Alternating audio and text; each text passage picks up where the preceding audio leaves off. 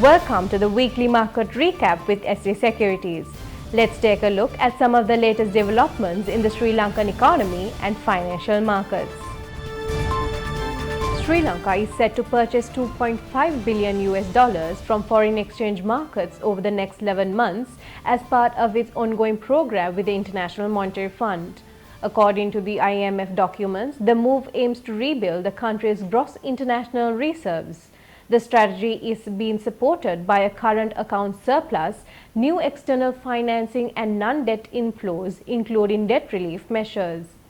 Between November 2024 and December 2025, the country is expected to buy $2.65 billion with an additional $1.3 billion planned through June 2026. So far, from November to May, the central bank has already purchased $1.34 billion, closely aligning with the IMF's reserves target. To stay on track, Sri Lanka will now need to purchase roughly $200 million each month going forward. However, when the central bank buys dollars, it introduces new rupees into the market, increasing liquidity. This excess liquidity can lead to high imports and credit activity, putting pressure on inflation and the exchange rate. The reserve accumulation plan is externally anchored through the IMF, but inflation remains the key metric monitored under the Monetary Policy Consultation Clause, an approach the IMF has followed since 2014. The reserve target plays a central role in restoring macroeconomic stability and boosting investor confidence as Sri Lanka continues its recovery. Sri Lanka's manufacturing and services sectors recorded notable growth in June as reflected in the latest Purchasing Managers Index or PMI released by the central bank. The manufacturing PMI posted an index value of 51.9 in June. While this is slightly lower than May's 55.5, it still signals continued expansion in factory activity. Sri Lanka's manufacturing and services sectors recorded notable growth in June as reflected in the latest Purchasing Managers Index released by the central bank. The manufacturing PMI posted an index value of 51.9 in June. While this is slightly lower than May's 55.5, it still signals continued expansion in factory activity. Growth was supported by increases in new orders, production and stock of purchases. However, employment in the sector declined, with many businesses opting to hire only for essential roles and maintain lean raw material inventories due to global trade uncertainties. Meanwhile, supply delivery times continue to lengthen, adding some pressure on operations. Despite these challenges, the outlook for the manufacturing sector over the next 3 months remains positive. But exporters remain cautious, particularly over ongoing uncertainties surrounding US trade policy. Turning to services, the services PMI rose to 61.9 in June, up from 57 in May, indicating an accelerated pace of growth in the sector. The central bank noted that financial services drove the upturn backed by increased lending activity. Other key contributors included professional services, insurance, transport, personal services, and real estate. New business generation also picked up and employment in the sector improved with new recruitments across several companies. Backlogs of work remain largely unchanged, but businesses' expectation for the coming months improved, supported by a more stable economic environment.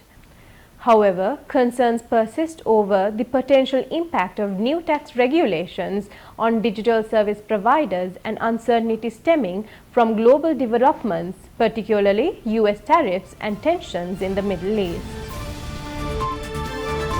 In a major development for Sri Lanka's export sector, the United States has offered a list of 1,161 product lines, including apparel and 42 agricultural items that could potentially receive duty-free access to the US market. The announcement was made by Economic Development Deputy Minister ahead of key Sri Lankan delegation's visit to Washington for final stage trade negotiations.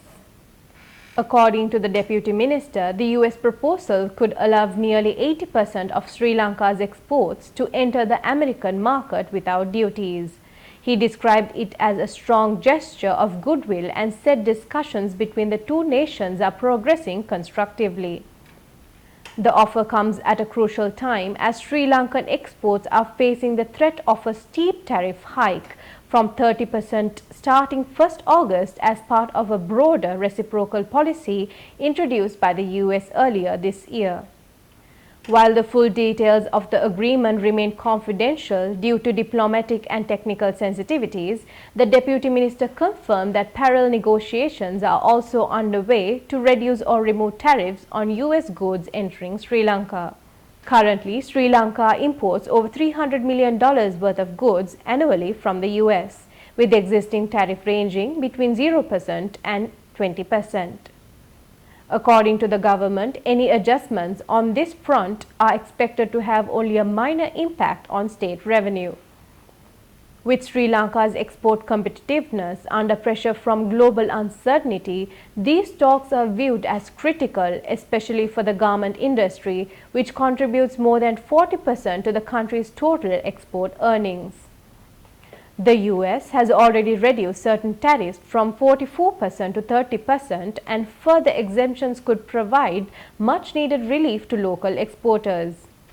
Officials remain hopeful that the upcoming negotiations will secure more concessions before the August deadline. Sri Lanka has reached another key milestone in its external debt restructuring efforts. The government has signed bilateral amendatory loan agreements with the Saudi Fund for Development, restructuring loans worth over 516 million Saudi riyals. This move comes as part of Sri Lanka's ongoing efforts to stabilize its external debt profile following the 2022 debt standstill declaration. The Kingdom of Saudi Arabia has continued to extend financial support to Sri Lanka even during its most difficult economic period. According to the Finance Ministry, these funds helped ensure that several development projects progress without delays. The restructured loans were provided on concessionary terms, easing the country's overall debt burden. Officials say that the conclusion of this loan restructuring deal is expected to deepen the long-standing bilateral ties between Sri Lanka and Saudi Arabia and strengthen future development cooperation. Let's take a look at this week's Treasury Bill auction results. With the recent Treasury Bill auction, the 91-day T-bill rate stands at 7.62%, up by 2 basis points. The 182-day T-bill rate stands at 7.91%, up by 7 basis points, and the 1-year T-bill rate stands at 8.04%, up by 5 basis points compared to the previous week. Thank you for watching. We'll be back next week.